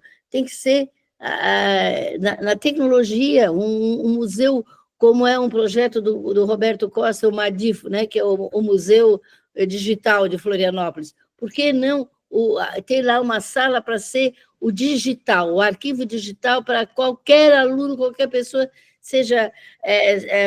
pode conferir o que está lá dentro. Essa era a ideia. Então, eu fiquei muito decepcionada quando eu conheci aquela casa. Primeiro, porque eu achei que ia ter um ponto de venda. Ali seria o lugar ideal para lançamento de tudo quanto é livro. Hoje nós lançamos nossos livros nos bares. Ali seria o ideal. Ali é a casa do escritor. E, acima de tudo, ali é a morada do Cruz de Souza. Então, nesse ponto, eu concordo com a Nedi, e o Alzemi, que me antecedeu, e disse exatamente o que eu queria falar, e que nós podemos... A casa está fechada, se não me engano, agora só o melhor juízo, eu não tenho essa informação de vez, mas eu vi que ela foi, assim, como diz o açoriano, arrefecendo, né? Foi esfriando, foi indo, e a gente não tem. Talvez seja agora o momento de sair com isso na frente. Eu não conheço se lá na diretoria de patrimônio tem algum projeto nesse sentido, mas eu vou levar isso a Eito para que se faça isso. Quando teve um projeto de uma grande feira de livro, que o Ed Pereira, lá do município, cortou a sugestão, aquela casa seria muito utilizada dentro daquele projeto, porque o projeto vinha desde a catedral até o mar, assim, né? Circulante. E ele infelizmente não aconteceu, eles não conseguiram pegar todo o recurso da lei Ministério da Cultura. Eles tinham, mas não aprovaram, mas não conseguiram arrecadar o que eles precisavam. Então, os caminhos estão aí. Tem que fazer, deixar a sua marca e fazer essa história, né? Tem que ir atrás. Não dá esse ano? Vamos no ano que vem. Aliás, no ano que vem é o centenário do ex-presidente do Conselho Estadual de Cultura, um dos maiores historiadores que Santa Catarina teve. Aliás, hoje, 6 de novembro, é a data. Hoje ele estaria, se fosse vir, fazendo 99 anos. Walter Fernando Piazza. Então, seria uma boa arrancada de um projeto que a gente pudesse fazer o que ele sempre fez na vida, proteger o escritor de Santa Catarina. Inclusive, ele tem uma obra fantástica no ano do teu 150 anos da cultura italiana, que são os 2 volumes, Os Italianos de Santa Catarina. É isso que eu tenho que dizer. Eu concordo com o que a Nedi está falando, corroboro as palavras do Alzemi, e se vem essa carga, vamos a isso. Eu acho que a diretoria de patrimônio pode e deve assumir esse projeto. Obrigada. Muito obrigado, professora Lélia. Passo a palavra, então, agora para a conselheira Leila. Conselheira, a palavra é sua, depois do Alzemi. Bom dia. Em geral, né, sobre o que o conselheiro Alzemi comentou, a professora Lélia também, eu diria o seguinte, que deve ser uma pauta nossa, de conselheiros, que as setoriais e os conselheiros, juntamente com as setoriais, digamos assim, precisariam focar na questão das políticas públicas. Porque, vejam só, nós tivemos a conferência estadual em janeiro, finalzinho de janeiro, né? Que foi um momento excelente para todos os assuntos serem demonstrados, falados, comentados, refletidos. Fizemos a síntese, o documento, alguns foram a Brasília, excelente. Só que depois, na questão da fundação, né, na questão técnica, na questão prática das funções de todos, quase tudo se volta aos editais de fomento, que eu não estou contra, tá? Mas os editais de fomento, em função também da quantidade de pessoas, né, trabalhando, do quadro deficitário que tem na fundação, acaba tomando praticamente o tempo da maioria. E quase que a fundação se torna uma agência de fomento, né? Volto a tocar nesse assunto que alguma vez eu falei aqui. Quando eu estava na Funarte, o pessoal, os servidores lá tinham muita preocupação que a Funarte acabasse como uma agência de fomento, porque políticas públicas, promover essa política, é pensar o Estado como um todo. Aí, sim, os projetos têm que ser descentralizados também, tem que ter financiamento, né, do governo, porque afinal tem para todas as secretarias, porque não vai ter para a área da cultura, chamando-se fundação ou secretaria, dá igual, né? E aí, sim, a literatura teria o seu investimento, o audiovisual, as artes visuais, todos os setores, a cultura popular, tá? Por exemplo, eu mesma abracei na DIPAC, em algum momento, a organização e a execução dos eventos de arte de cultura popular ligados ao bicentenário da imigração alemã. Porque, então, houve um recurso, um pequeno recurso, e foi possível fazer, né, através de uma comissão, e demandou um trabalho, aquele trabalho que a burocracia sempre exige, que é muito detalhado, que a gente vai e vem meses para conseguir fazer alguma coisa, que no setor privado a gente faz em 2 dias, né? Enfim, então, assim, a falta de profissional para políticas públicas, eu digo, para aqueles projetos que eles têm toda uma organização para cumprir 4 anos de um governo, para que se desenvolva no Estado como um todo. Então, assim, que não chegue na cidade de alguém, nosso maior poeta simbolista brasileiro, né? É uma deficiência do Estado quando se trata daí do que deve ser respondido pelo Estado.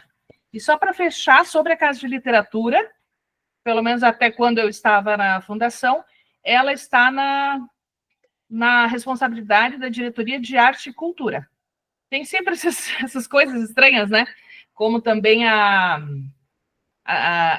havia, acho que mais um espaço, a biblioteca, né? Então, a biblioteca também tem isso. Ah, não, a biblioteca não está em patrimônio, sendo que ela é o lugar do patrimônio, dos acervos. Ah, mas ela está na Diretoria de Arte e Cultura por causa dos eventos que são feitos. Mas daí é estranho, né, Alzemir? Concorda aí com...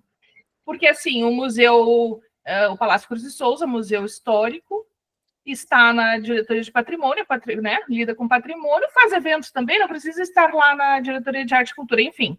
É só para dar essa contribuição de que há uma problemática na estrutura geral, que eu acho que vocês todos já viram ou conseguem pegar, né?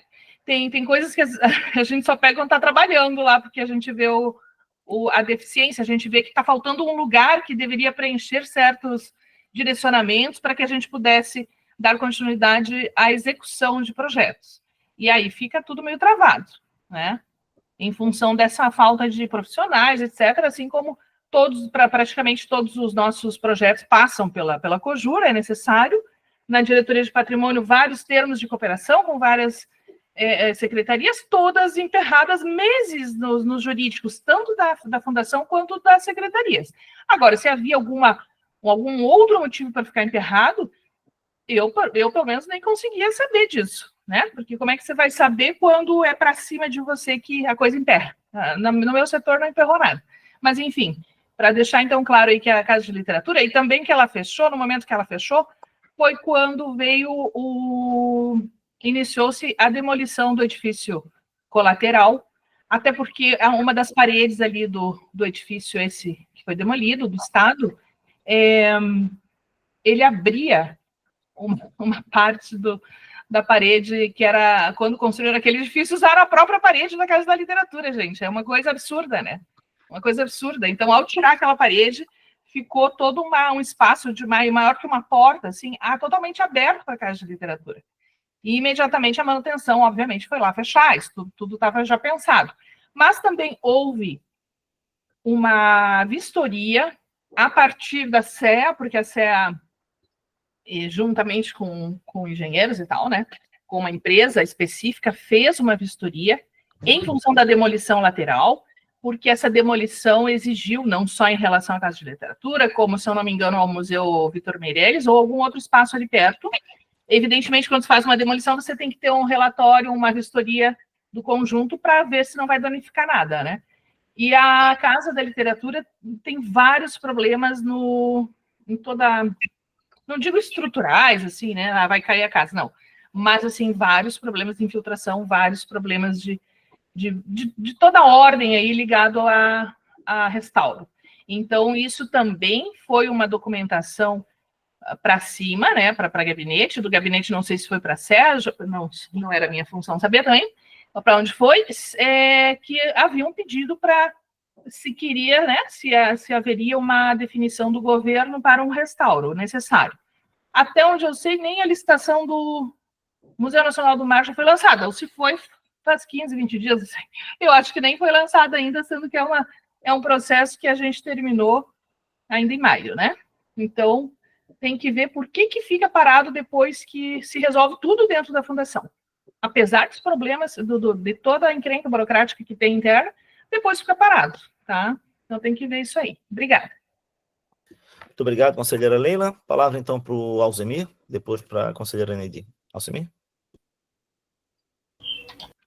Só para complementar duas coisas em relação ao Cruz de Souza, né? Vocês, se não me engano, o concurso nacional, né, de literatura, prêmio Cruz de Souza, que foi lançado, se não me engano, em 1979, nas categorias de romance, poesia e autor catarinense, ele teve algumas edições, mas muitos anos mesmo, posso dizer décadas, mais de quase 2 décadas, ele não foi relançado.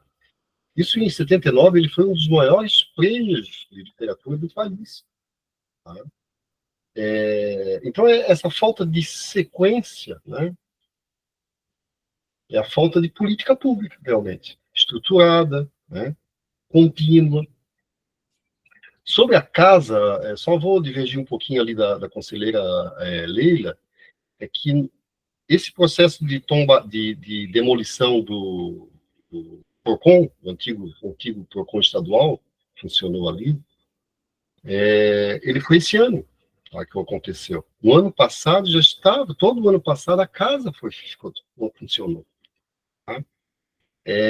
Eu conheço bem aquele prédio ali, porque aquele projeto original ali não era para ser a casa do escritor Cruz de Souza, tá? Era para ser a sede da Hemeroteca Digital Catarinense. Eu fiz projetos junto com a arquiteta, esqueci o primeiro nome dela, a Tomazini, esqueci o primeiro nome dela, foram feitos todos os projetos, inclusive de cálculo, de remodelação, e quando a gente ia, foi na época do professor Rodolfo, quando a gente ia, inclusive tínhamos projetos ali, exposições contínuas, tá, sobre o acervo de periódicos catarinenses, que incluíam, inclusive, os do século XIX, a coleção especial, que é a coleção de obras raras, só de autor catarinense, iria para lá. Tá? Infelizmente, depois de um ato bastante autoritário, vamos dizer assim, a casa não ia mais abrigar a Hemeroteca Digital, foi sede provisória em virtude das reformas lá da alfândega, aquele setor de artesanato, né? Artesanato da FCC foi para lá provisoriamente, aí depois, com a saída, com o retorno para a alfândega, que teve essa proposta, né? Essa proposta que não foi uma proposta institucionalizada, vamos dizer assim, né? Foi de boca, né? A casa Cruz de Souza, ela nasce de boca. Órgão público vale o que está escrito, que nem jogo do bicho. Né? É a mesma coisa, vale, aquilo vale. Hein? Aquele papel ali vale, no órgão público vale o que está escrito. Se você não tem regulamento, se você não tem decreto, se você não tem uma portaria, se você não tem uma lei, não vale. Hein? Você não pode nem colocar isso no orçamento público. Então já começa de forma bagunçada, né? Nasce de forma bagunçada, aí acontecem essas coisas. Então, conselheira Helena, realmente a casa tem um problema no segundo pavimento de infiltração numa das paredes, tá? E que era provocado pela construção ao lado, né? Que justamente era a construção do PROCON, né? Aquelas puxadas que vão fazendo, vão grudando tudo. Então, realmente, agora dá de resolver esse problema, tá? ela é uma casa que não tem problema estrutural, não, é uma casa, inclusive, que o tempo todo, que ela ficou muitos anos sede da FECAM, tá? É uma casa que, boa, gente, tá? Com madeiramento excelente, tem condições, inclusive de estrutura, tá? Tanto que em alguma parte do acervo foi feito cálculos estruturais para suportar uma parte do acervo, que seria essa coleção especial. Tá? Então é isso. Muito obrigado, Alzemir. Passa a palavra, então, para a Nedi e depois para a Leila. Posso E só aí... complementar? Pode, acho que pode falar, Leila. É muito rápido. Não, eu não quis dizer, conselheiro Alzemir, que o problema começou quando veio a demolição, não foi isso, tá? Eu quis dizer apenas que fechada mesmo, porque antes tinha algum servidor trabalhando lá, não sei se estava aberto ao público, mas havia pessoas trabalhando lá. Outra coisa é que, como eu bem destaquei, não eram problemas estruturais, e que a vistoria que nós vimos por volta aí do mês de maio, junto com o profissional que foi contratado e fez, ela identifica problemas muito maiores que apenas uma infiltração no segundo andar em função do edifício do PROCON. Isso sim. Claro, também tudo tem solução ali num restauro, né? Não estou aqui dizendo que seria alguma coisa mais grave, não estou justificando, muito pelo contrário. E deixo claro também que antes dessa situação de nos chegar esse documento da demolição, que foi uma reunião que nós fizemos junto, então, com o arquiteto Diego, em função dele ser o responsável pelas casas no momento, eu não sabia absolutamente nada dessa casa, exatamente porque ela não era, creio que ainda não é da diretoria de patrimônios. Era isso. Obrigada. Bom, eu vejo duas questões ali em relação a Cruz e Souza. Uma, existe o grupo de trabalho aí da medalha, que andou muito bem sob a coordenação da Sueli, já falei isso, né, repito, e tem ainda uma série, o trabalho maior para ser feito, né, para o próximo ano. Agora falamos, então, da vida do ser humano, do cidadão Cruz e Souza, e fico confiante, tá? Porque a Lélia se dispôs, né, a trabalhar isso como diretora de patrimônio cultural. Então, eu acredito que nós teremos dois grupos que em alguns momentos irão trabalhar junto. Ok? Tá? E acredito que nós poderemos fazer um trabalho que dará destaque a Santa Catarina, na área da cultura. E Cruz e Souza merece, e junto com Cruz e Souza, os afros de Santa Catarina merecem. Toda Santa Catarina merece, mas não deixa de ser, entende? Uma questão de valorização de Cruz e Souza e toda a comunidade afro e seus descendentes. Certo, muito obrigado, Nedi. Professora Lélia? Microfone, professora, cuidado. Desculpa, Nedi, mas a casa vai ser a casa do escritor Cruz de Souza e vai ser do escritor, tá? Você talvez desconheça, mas o antigo grupo Antonieta de Barros, ele vai totalmente dedicado à cultura afro, à música, à literatura, ao teatro, tudo, oficinas. Sim, eu conheço. Então, nós não vamos mensurar. Lá vai ser apenas...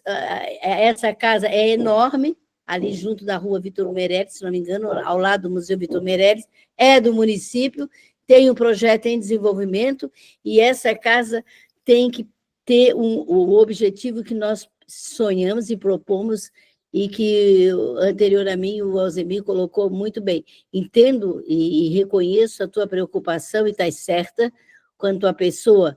Né, tu estava falando, estava lembrando, é mesmo, a gente viaja por aí, Ernesto Hemingway esteve aqui, né, ou não esteve, Casa de Saramago, lá, entra lá na, como é que é o nome daquele lugarzinho, Camporique, pouquinho antes, mercado ali em Lisboa, Casa do Saramago, lá adianta a casa do fulano, e o nosso maior, que é o Cruz de Souza, nós temos o nome de um palácio, mas não uma casa que abriga. Isso é esse que vai ser a nossa visão, tá? E eu conto mesmo com a ajuda de vocês e vou andar de pires na mão se for preciso, porque dinheiro Florianópolis tem, né? Não precisa tudo vir do público. Já estou acostumada a andar de pires na mão. Tudo bem. Muito obrigado, professora. Acho que foi plantada a semente, acho que dá as pessoas assumindo compromisso, a professora Lélia, por exemplo, e penso que a partir de agora, acho que todos nós temos ciência dessa necessidade e podemos assumir esse compromisso conjunto, né? Dar um apoio à professora Lélia, ou quem mais queira ajudar na realização, na criação de um espaço dedicado à pessoa, memória e vida de Cruz de Souza, é isso. Vamos fazer um intervalo de 15 minutos, voltando no intervalo, vamos fazer a escolha das comissões, tá bom, gente? Se quiserem conversar entre vocês no intervalo aí para formar as comissões, sejam à vontade.